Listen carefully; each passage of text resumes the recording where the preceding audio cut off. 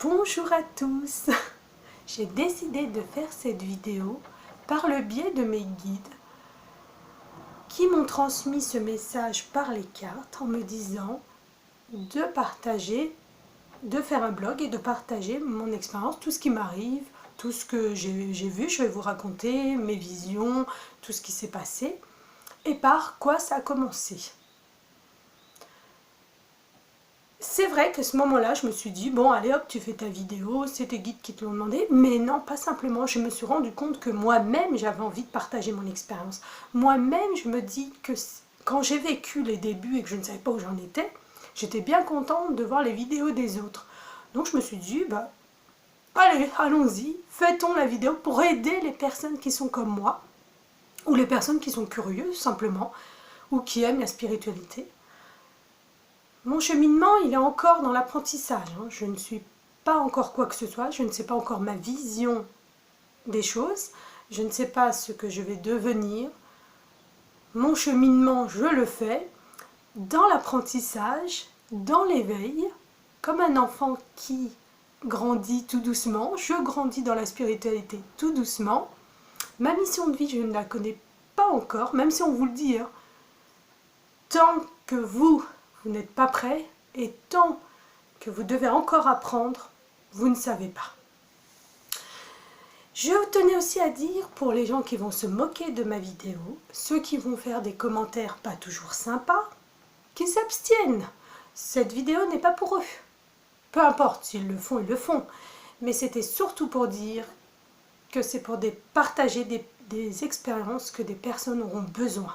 C'est surtout ça qu'elle est faite, cette vidéo. Et aider, parce que le but, mes guides m'ont bien fait comprendre, en faisant cette vidéo, tu aides quand même les gens. Et tu t'aides toi-même aussi, par le biais des commentaires qui vont être faits. Donc tout a commencé par un atelier, par hasard, j'ai entendu parler de cet atelier, qu'un médium de régression spirituelle faisait. Donc régression, ça ne me disait rien, spiritualité, pareil. C'est pas que je ne m'intéressais pas à la spiritualité, mais j'ai jamais eu l'occasion de rencontrer des personnes qui m'en parlent pour que ça ait de l'intérêt.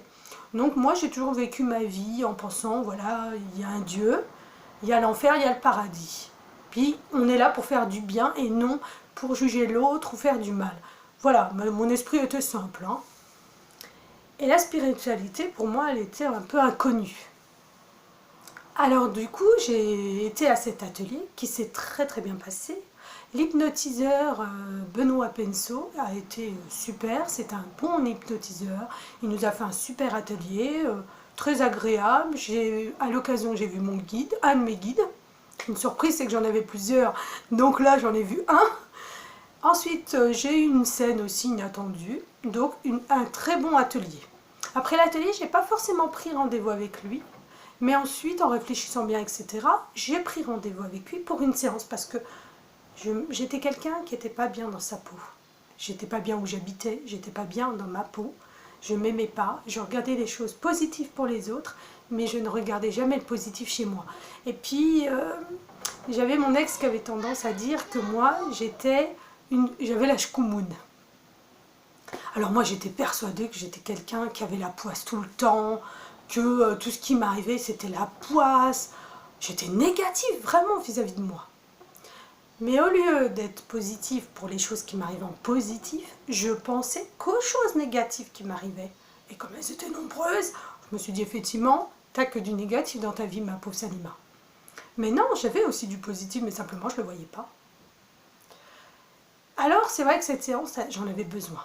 Parce que j'étais à bout de nerfs, ma vie à gérer, j'étais à bout de nerfs. J'avais des problèmes de dos, j'avais mal au dos.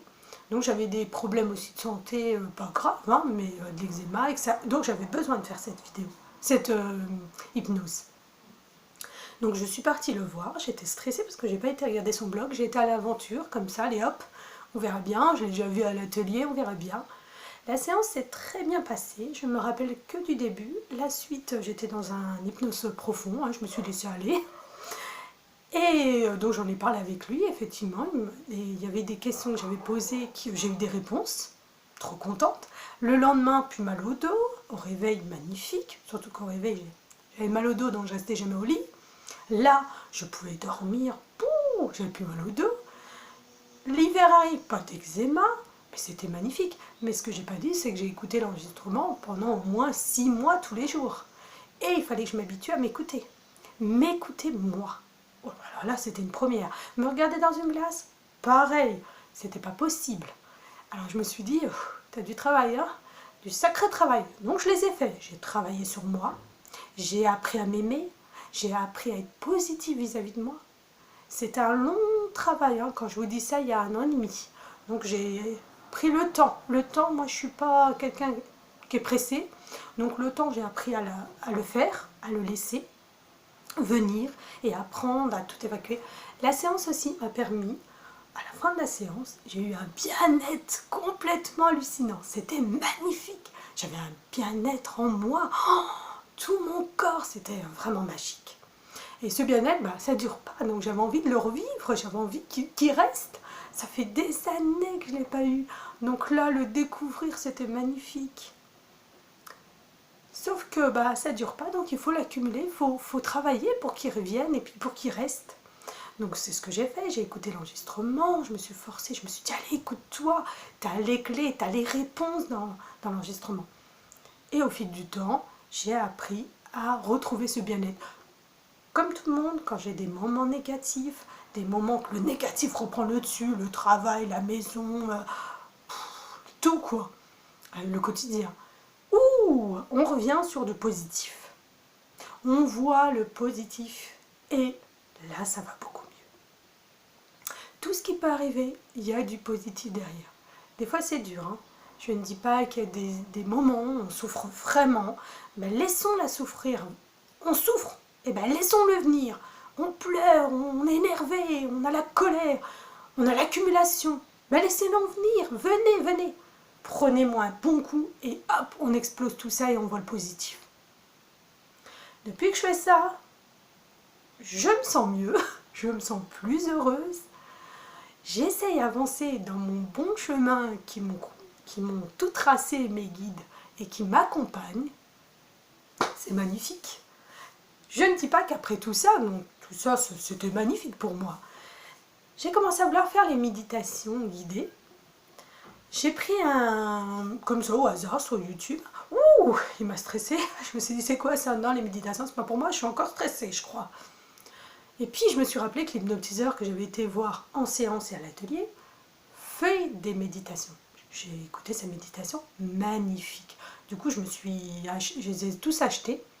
Je me suis dit, au fil des temps, je les écouterai. Il y en a d'autres qu'on n'écoute pas forcément tout de suite.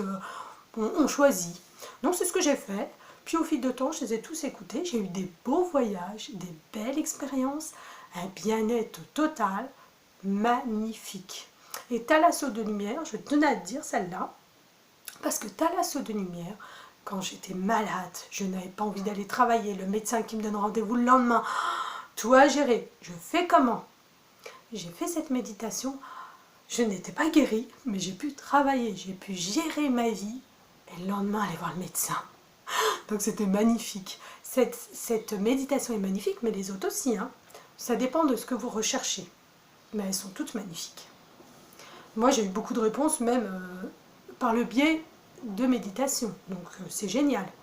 Sauf qu'au fil du temps, qui n'a pas duré très très longtemps, quelques mois, un soir, j'ai commencé, en dormant, à voir qu'il y avait un homme qui était assis à côté de mon lit, comme s'il avait une chaise. Il était balafré du visage, il n'avait pas l'air très très très sympa.